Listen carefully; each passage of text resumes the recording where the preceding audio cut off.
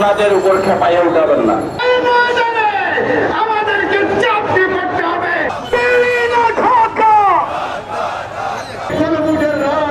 এবং জুলাই সনদকে অক্ষরে অক্ষরে বাস্তবায়ন করতে হবে। চলতে দেওয়া হবে না।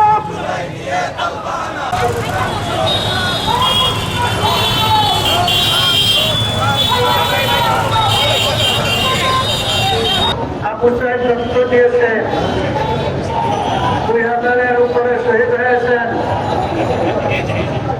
অনেক আহত হয়েছে,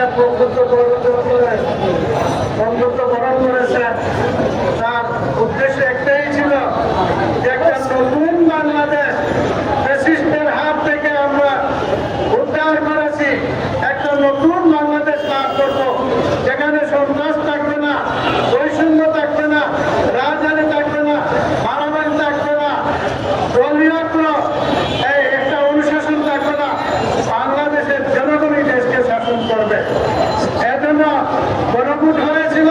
ভোট দুইটা হলো, একটা হলো সরকার গঠনের জন্য, আর একটা হলো জুলাই আন্দোলনকে বাস্তবায়ন করার জন্য।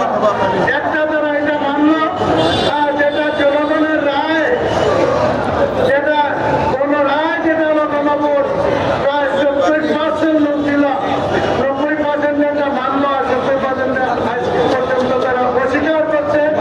তারা জাতিকে নিয়ে মুশকিলা করছে, জাতিকে ধোঁকা দিচ্ছে, ভবিষ্যতে ধোঁকা দিবে।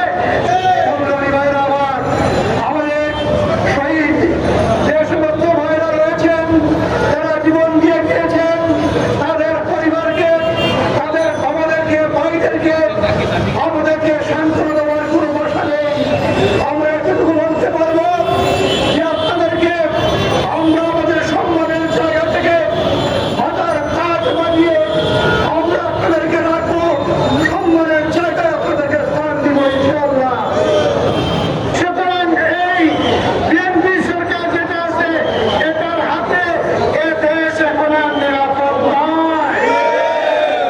তাই এই মুহূর্তে আবু সাইদের চেতনা নিয়ে গোটা দেশ জাতিকে ঐক্যবদ্ধ হয়ে নতুন জুলাইয়ের চেতনা নিয়ে আবার নতুন জুলাইয়ের বিপ্লব সাধন করতে হবে।